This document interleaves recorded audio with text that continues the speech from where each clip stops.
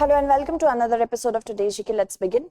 India Innovation Index is launched by NITI Aayog is the correct answer.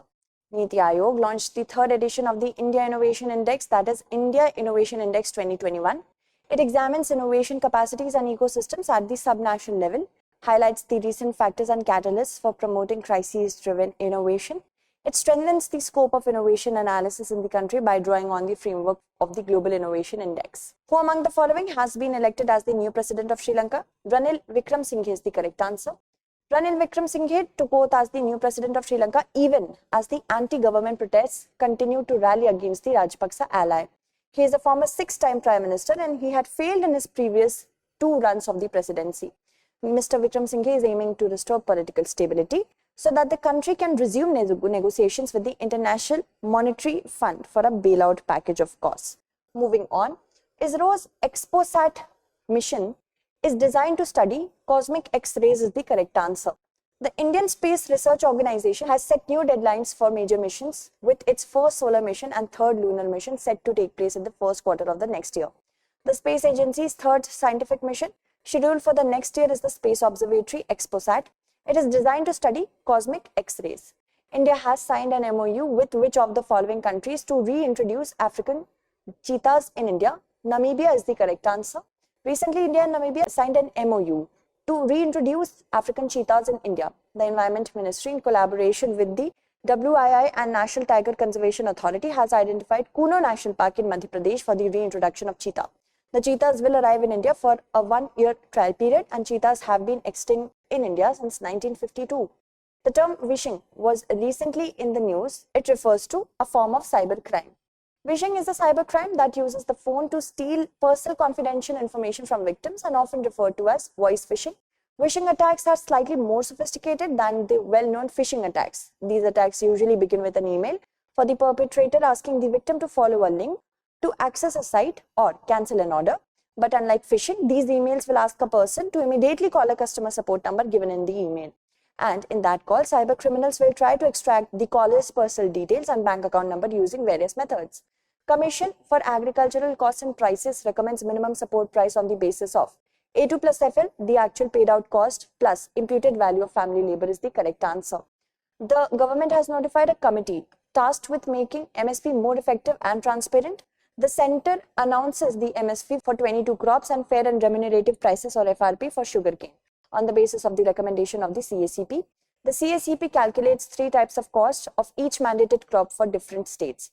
A2, which is the actual paid out cost incurred by a farmer, A2 plus FL, the actual paid out cost plus imputed value of family labor, and C2 is defined as the comprehensive cost, including rental value of own land.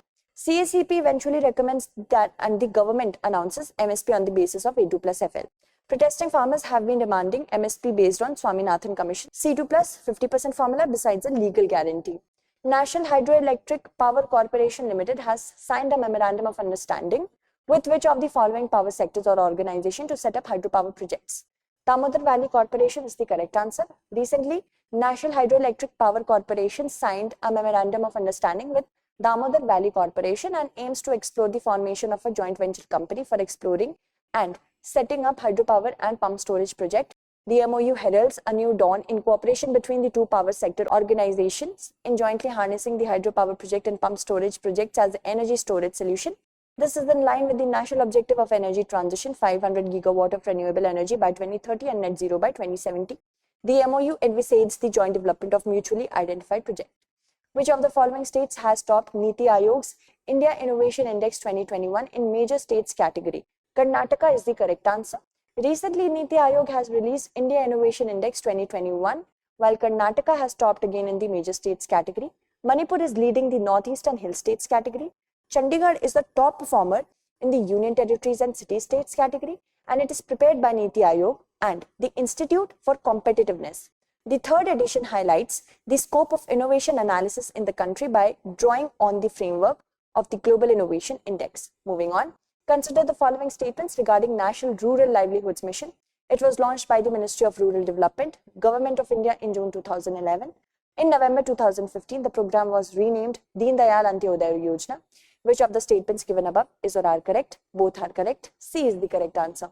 Recently, statements showing details of central funds allocated, released and utilized during 2019-20 and 2022-23 under Deen-Dayal Antyodaya Yojana, National Rural Livelihoods Mission was released, and the government is implementing it across the country in a mission mode and with the objective of organizing the rural poor women into self-help groups. From fiscal year 2013 to 14, an amount of rupees 5.20 lakh crore bank credit has been accessed by SHG under DAY-NRLM. Ajivika National Rural Livelihood Mission was launched by the Ministry of Rural Development, Government of India in 2011, and in November 2015, the program was renamed as Deen Dayal Antyodaya Yojana. Moving on, the Federated States of Micronesia is located in Western Pacific is the correct answer.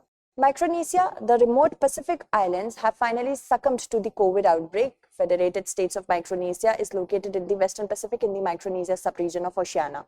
It consists of 4 island states, Yap, Chuk, Kosrae and Pohnpei, okay, where the capital Palikir is located. While this area is rather small, the islands stretch across an estimated 2,900 square kilometers of sea, giving the nation the 14th largest exclusive economic zone in the world. It shares its sea borders with other small island nations in the Micronesia region like Guam, the Republic of Marshall Islands, Palau, Kiribati and the Mariana Islands. Consider the following statements about SWAMITVA Scheme.